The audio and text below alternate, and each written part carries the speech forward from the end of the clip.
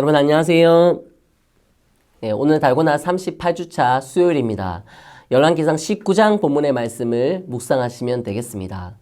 앞장인 열왕기상 18장 말씀을 통해 우리는 갈멜산 전투에서 바알과 아세라를 섬기는 850명의 선지자들을 대상으로, 이 거짓 선지자들을 대상으로 큰 승리를 거둔 엘리야의 모습을 살펴봤었습니다. 살아계신 하나님을 믿고 증거하는 자로서 엘리야의 모습은 담대했고, 또 하나님의 능력으로 말미암아 승리를 경험한 자로서 엘리야는 당당한 모습이었습니다. 그런데 오늘 본문의 19장에 등장하는 엘리야는 우리에게 너무나 어색한 모습을 보여주고 있습니다. 아합으로 하여금 갈멜산 전투에 관한 소식을 전해들은 그의 아내 이세벨은 엘리야를 반드시 죽이겠다고 하죠. 그러자 엘리야는 도망갑니다. 자신이 머물렀던 곳에서 약 150km 정도 떨어진 곳으로까지 도망가고, 그것도 모자라서 광야로 들어가더니 한 로뎀나무 아래에 털썩 주저앉습니다. 그리고 하나님께 자신을 죽여달라고 요청합니다. 아합과 거짓 선지자들 앞에서 보여주었던 담대하고 당당한 엘리야의 모습은 찾아볼 수가 없었습니다. 그의 모습은 살아있지만 살아있기를 거부하는 비굴하고 두렵고 잔뜩 겁에 질린 모습이었죠. 여러분, 엘리야가 왜 이렇게 됐을까요?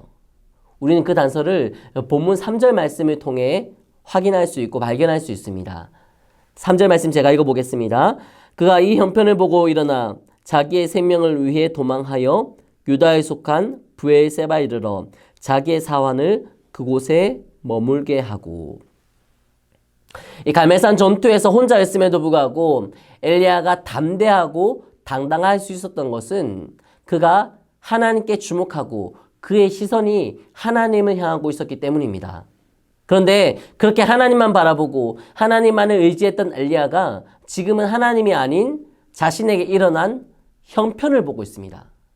자기 뜻, 자기 생각대로 되지 않는 이 형편, 자기 계획, 자기 예상대로 되지 않는 이 형편, 자신을 위협하고 자기 목숨까지 잃을 것 같은 이 형편을 보니 겁이 납니다. 두렵고 절망이 되고 낙심이 됩니다. 그래서 믿음의 자리에서 떠나 도망자가 되어버리고 아무것도 할 수 없는 자포자기 상태가 되어버린 거예요. 여러분, 우리에게 두려움이 찾아올 때가 언제인가요?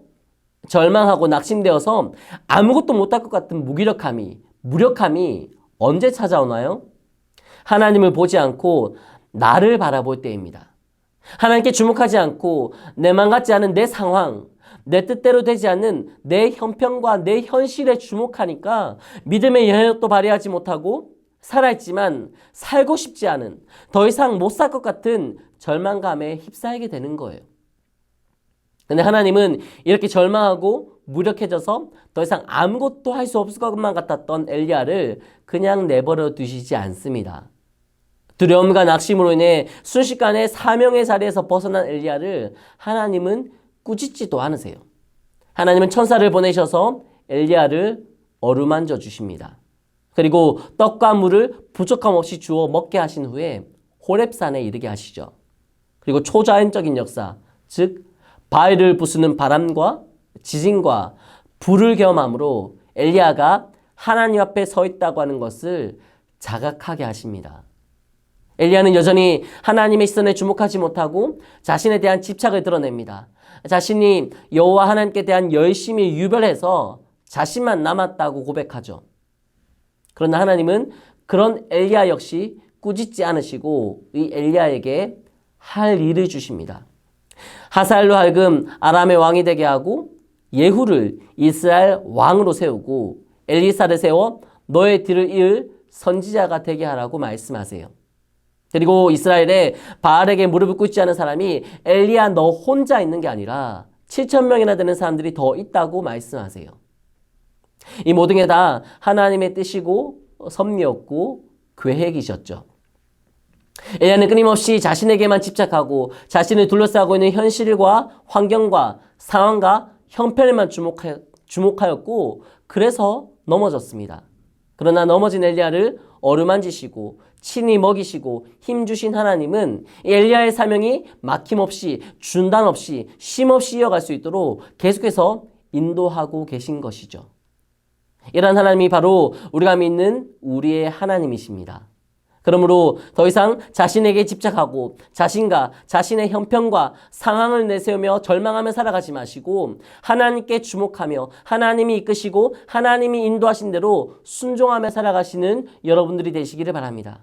그래서 상황 따라 일희일비하는 불완전한 삶이 아니라 하나님을 향한 분명하고도 확실한 믿음 붙잡고 그분께서 허락하시는 사명에 순종하며 이전보다 더욱 강건한 믿음의 삶을 이어가시는 복된 여러분들의 삶이 되시기를 간절히 소망합니다. 감사합니다.